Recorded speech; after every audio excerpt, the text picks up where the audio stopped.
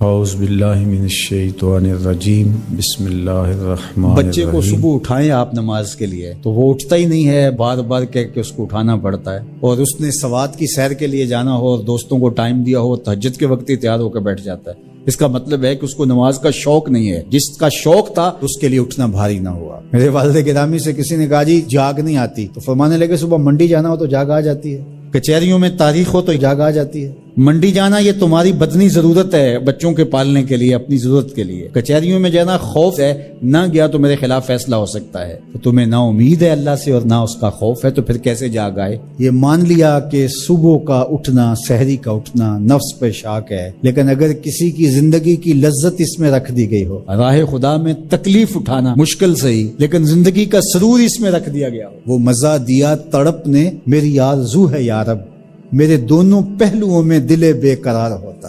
اب جنت والے جہنمیوں کو دیکھیں گے، اور جب دیکھیں گے تو ان سے سوال کریں گے اور پوچھیں گے ما سلککم فی سقر، تم بتاؤ تم جہنم میں کیوں آئے، کون سا وہ عمل تھا جو تمہیں جہنم لے آیا؟ تو وہ جو جواب دیں گے وہ سنیے، اور میں اور آپ اپنا محاسبہ کریں اور اپنے اعمال کی درستگی کے لیے کوشاں ہو جائیں۔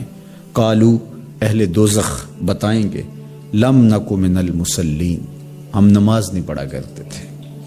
آج آتش دوزخ میں جلنے کا سبب یہ ہوا کہ ہم رب کے حضور سر بسجود نہیں ہوتے تھے، ہم اس کے حضور جھکتے نہیں تھے، ہمیں توفیق نماز نہیں تھی۔ اللہ اکبر۔ تو نماز دخول جنت کی ضامن ہے، اور نماز کو ترک کرنا جہنم میں جانے کا ذریعہ اور سبب ہے۔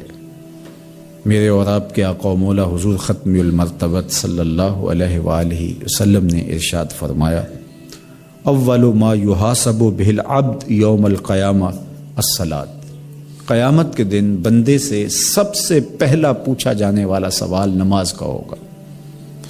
اور پھر ارشاد فرمایا کہ فَإِن صَلَحَتْ صَلَحَ لَهُ سَائِرُ عَمَلِهِ وَإِن فَسَدَتْ فَسَدَ سَائِرُ عَمَلِهِ، اگر اس کو اس سوال کا جواب آ گیا، اگر سب سے پہلے جو اس سے حساب لیا جائے گا اس حساب میں وہ پورا اتر گیا تو باقی معاملے بھی ٹھیک ہو جائیں گے، اور اگر یہی خرابی آ گئی تو پھر باقی سارے معاملات بھی خراب ہی ہوں گے۔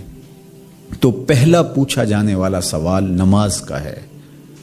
روز محشر کے جاں گداز بود، اولین پرسش نماز بود۔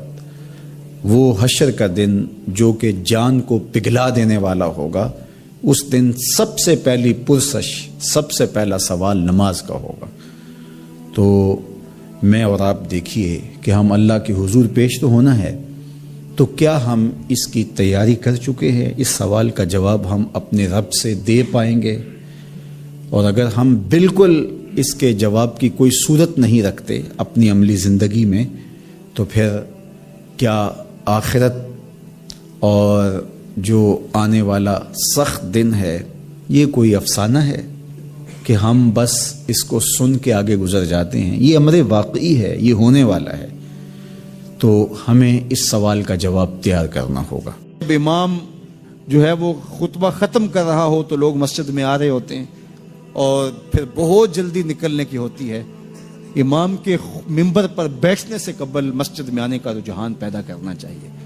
فرمایا گیا کہ جو شخص جمعۃ المبارک میں سب سے پہلے آتا ہے اس کو ایک اونٹ ذبح کرنے کا ثواب نصیب ہوتا ہے، جو اس کے بعد آتا ہے اس کو ایک گائے ذبح کرنے کا، پھر ایک بکری، اور جب امام منبر پہ بیٹھ جاتا ہے پھر رفع الاقلام، کلمے اٹھا لی جاتی ہیں۔ پھر اس کے بعد عام جو ثواب ہے وہی مرتب ہوتا ہے، وہ جو خاص ثواب ہے اولیت کا وہ پھر اٹھا لیا جاتا ہے۔ اس لیے کوشش کریں۔ میں سمجھتا ہوں اس میں ہمارے خطباء کا بھی بہت قصور ہے کہ بعض کا ممبر سے کوئی مربوط گفتگو نہیں ملے گی، کوئی منظم کلام نصیب نہیں ہوگا، اور کوئی با مقصد بات لوگوں تک نہیں پہنچائی جائے گی تو لوگوں کی دلچسپی نہیں ہوگی، لوگ پھر دیر سے آئیں گے۔ ایک تو یہ بات بھی ہے، لیکن دوسری بات یہ ہے کہ ہمارے ہاں عمومی طور پہ اجتماعی رویہ یہ ہے کہ مسجد میں دیر سے جانے کا فیشن، تو اس فیشن پہ نہ چلے، بلکہ امام اور خطیب کے منبر پر بیٹھنے سے قبل جتنا وقت گزرے گا آ کے بیٹھ کے تلاوت کرتے رہیں، ذکر و فکر میں مشغول رہیں، جتنی دیر آپ کو انتظار کرنا پڑے یہ آپ کے لیے خیر و برکت کا ذریعہ ہے.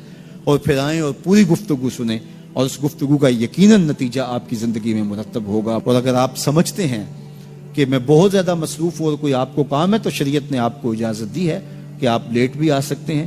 لیکن اذا نودی للصلاۃ من یوم الجمعۃ فاسعوا الی ذکر اللہ وذروا البیع، وہ حکم دیا گیا جب جمعے کی اذان پکاری جائے تو اس کے بعد پھر آپ کاروبار نہیں کر سکتے، پھر کاروبار کرنا حرام ہو جاتا ہے آپ کے اوپر. وذروا البیع، پھر خرید و فروخت چھوڑ دو، پھر تم چل پڑو اللہ کے ذکر کی طرف، پھر تمہارے اوپر لازم ہے کہ تم ذکر کی طرف چل پڑو. تو اس لیے اس سہولت سے ہمیں فائدہ حاصل کرنا چاہیے کہ اگر ہم خطبہ پہلا چھوڑتے ہیں اور دوسری اذان یہ اذان ہے جس کے بعد کاروبار کرنا حرام ہے، اذان ثانی ہے، یہ سہولت کے لیے پہلا وقت اجمیوں کے لیے ہے تاکہ جو ہے وہ اردو میں یا اپنی زبان میں اجمی زبان میں بھی کچھ کلام سن سکیں. تو اس لیے ہمیں یہ سہولت دی گئی ہے، وہ بہت ضروری کام ہو. تو دین سیکھنے کا یہ کتنا خوبصورت موقع ہے. ہر جمعے آپ کو کسی نہ کسی موضوع پہ ایک خطیب لیکچر دیتا ہے، بات سناتا ہے، اور ایک موضوع پر مختلف احادیث قرآنی آیات کو پڑھ کے مطالعہ کر کے نتیجہ نکال کے آدھے گھنٹے میں پونے گھنٹے میں آپ تک ایک پورا میسج ڈلیور کرتا ہے. تو اس لیے اس کو بھرپور حاصل کرنے کے لیے اور اپنی نسلوں کو دین سے جوڑنے کے لیے یہ اسلام آج بھی بہت سارے مشقتیں اور بہت ساری سازشوں کے باوجود یہ قائم ہے، اس لیے کہ اس نے خوبصورت ہمیں نظم دیا ہے. محلے کی سطح پہ 5 گانا نماز ہے، علاقے کی سطح پہ جمعہ ہے، سالانہ شہر کی سطح پر 2 عید کے اجتماع ہیں اور عالمی سطح پہ حج کا اجتماع ہے. تو یہ ایک نظم ہے جو ہمیں دیا گیا اور یہ ہمیں جوڑے رکھتا ہے اور یہ ہماری وحدت کی علامت ہے.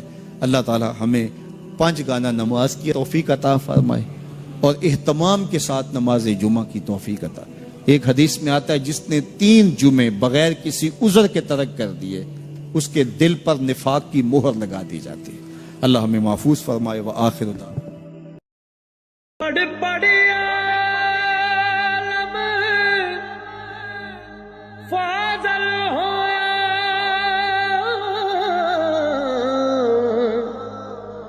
کدے اپنے آپ نو پڑھیا ہی نہیں، جا جا وڑدا مندر مسیتی ہو